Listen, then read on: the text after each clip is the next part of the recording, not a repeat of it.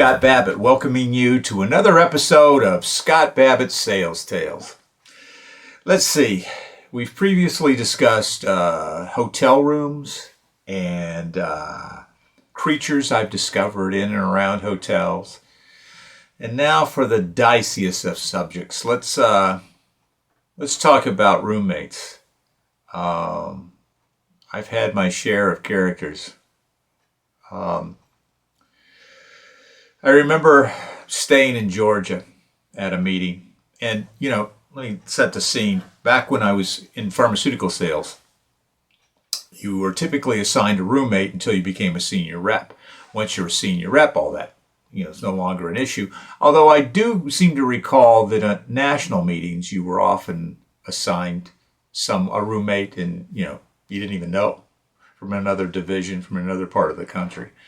But so early on, I had my share of roommates, and I remember one gentleman who was bald on top. I was probably 30 at the time. He was probably, mid to late 40s. Bald on top, a lot of body hair. Looked like he was wearing an Angora sweater when he took off his shirt. And he was constantly on the phone with his wife. I can still hear him to this day. This was before cell phones, so I had to kind of just lay on my bed and thumb through a magazine as he sat there going, "Yes, mama, no mama, yes, mama, no mama, yes, mama, no mama," over and over and over again. It was driving me nuts. And I remember after one particular call, he hung up and he goes, "This is the longest time I've ever spent away from mama." And to which I replied without looking up, "Well, don't look at me," And he took exception to that and didn't speak to me for the rest of the time we were together. But that was okay with me because I was tired of listening to him. There was another incident on the East Coast where this young man, nice-looking guy, nice kid, nice-looking guy, wasn't half as good looking as he thought he was, but nice looking kid, good kid. And so we had met in training, and I didn't know he was going to be my roommate. When I opened the door, there he is, all sprawled out on a lounge chair with a cigarette, wearing some bikini briefs, and that was it, red bikini briefs. And I said, "No smoking." And he goes, No, I can smoke in this room." I said, No smoking." And he goes, "Okay." So he gets up and he turns around to put his cigarette out. And when he bends over, he had a dragon tattoo looking out of his pants. And I said, "And put some clothes on while you're at it too." So that was an interesting stay. There's more to that I'll talk about in later videos. But I was early on in my career. I was married. I didn't have children yet, but I was married. And I was staying with a guy, a basketball player, real popular. All the ladies liked him, and he was, quite a hound, and he was always, hitting the bars and stuff. "Come on, Scott, let's go." And I go, nah, that's not my game anymore. I'm kind of out of that. I don't want to be a prude, but by the same token, you're looking for something I'm not. And so I remember one night I'm in bed, about half asleep, and I hear the doorknob jiggle. And I think, and I also hear people giggling outside, and I go, "I don't like the way this is going." So I jumped up and tried to run to deadbolt the door. And the knob turned before I could deadbolt the door, so I only had my boxer shorts on. So I ran back and jumped in bed, covered up. And he comes in with a bunch of people, and shh, and they're all drunk, and they all go around and get on both sides of me, and they all get in bed with me. So that was weird. Had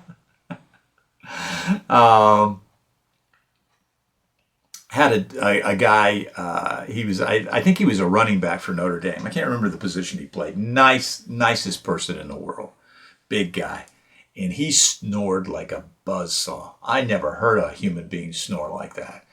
It was so loud that, of course, I couldn't get any sleep. But the people in the next room were pounding on the walls, saying, "Hey, hold it down." And I'm going, "It's not me." I'm yelling through the wall back and forth, and neither one of us wake him up. So he was Quite something to deal with. Needless to say, I'd show up every morning a little worse for wear. But I finally, ultimately, I became a senior rep, of course, and no longer had to deal with some of that. But I finally came up with a dodge, and what had happened was I got to a conference once or a meeting once, and I didn't have a room, and so they put me up in a single.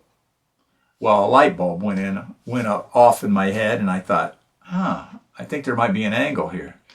So the next time we have a national meeting, and I know I'm going to get stuck with a roommate, I call the hotel ahead of time and cancel my reservation.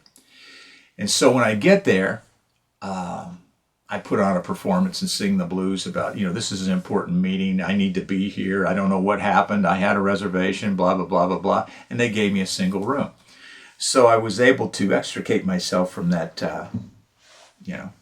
roommate situation. But it wasn't, so boys and girls, for your own reference, if you're ever in that same situation, you might want to give that a try. Wasn't always bad. I was in San Francisco once, and I didn't know the gentleman, and he says, would you mind switching rooms? My brother-in-law is here, and we would like to room together. And so the first thing I thought of is, what kind of, psychotic roommate does your brother-in-law have? And he goes, no, I think he's in a single. So I agreed to the switch, and he had this beautiful room. I don't know why he'd ever want to give it up, but it was just first class. It was up in a tower. It was on the other side of the hotel. So I kind of had to mask the fact that I was in a different part of the hotel. And after dinner and after the evening's entertainment, when we'd all walk back to our rooms, my district would go one way and I'd go the other, and they'd go, where are you going? I said, I think I'm going to take a walk off dinner a little bit. And I'd go up to my fancy room, and nobody was the wiser. So that was kind of neat. Kind of dragging my feet on this particular gentleman, but oh well, here goes. There was when I was, late 20s, early 30s, he must have been mid 50s. Little man, kind of resembled a leprechaun. And everybody picked on him. And I felt sorry for him. I thought, I didn't know the score, so I figured, these guys were being kind of mean, but I think everybody else kind of had a wait and see attitude. Wait till he gets to know this guy, and you'll figure out why we're treating him the way we were.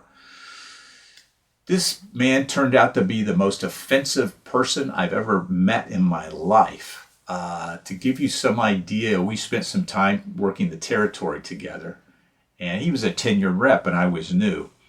But we were in a restaurant, and he poured out the ketchup on his French fries, and then he was doing this number with the ketchup bottle. And I said, you got to stop that before I throw up right here. I said, that's just sickening. And then it got me wondering about how many times other people have done that to, condiments. And so we jump in the car, and we're headed down to this small town in southern Indiana. And he says, he had to go to the bathroom. And I said, hang on, I'll get you down and we'll find a place. And so it's center of town, small town, and it's noon. And we pull up, and I jump out of the car, and I said, I think there's a place up. And he goes, hang on, I'm almost done. And I go, beg your pardon? He goes, I'm almost done. And this guy was taking a whiz in between the cars in the city center with all the people walking up and down the street. So, that kind of gives you an idea of what I'm working with here. So we were roommates a couple of times, and it was every bit as bad as you could imagine. He trimmed his nails, did stuff like that. He would have explicit conversations with his girl. He had a girlfriend that looked just like him with a black curly wig. And it was weird. They looked like they could have been twins. And he would have these explicit conversations. And I'm laying in my bed with a pillow over my head, telling him to hang up. And he had this festering wound on the back of his head that wouldn't heal, and he wouldn't leave alone. I mean, he just kept messing with it all the time. So there was always blood all over his pillow, like somebody had slaughtered a small animal. And so, yeah, it was it was terrible. It was a strange experience. But what do they say? Familiarity breeds contempt. One of my good friends, very intelligent man, nice looking guy, sharp, put together, and all that stuff. We were down in Florida, and he was walking around the room flossing his teeth and then doing this number with the floss on the floor. And we got in an argument over that.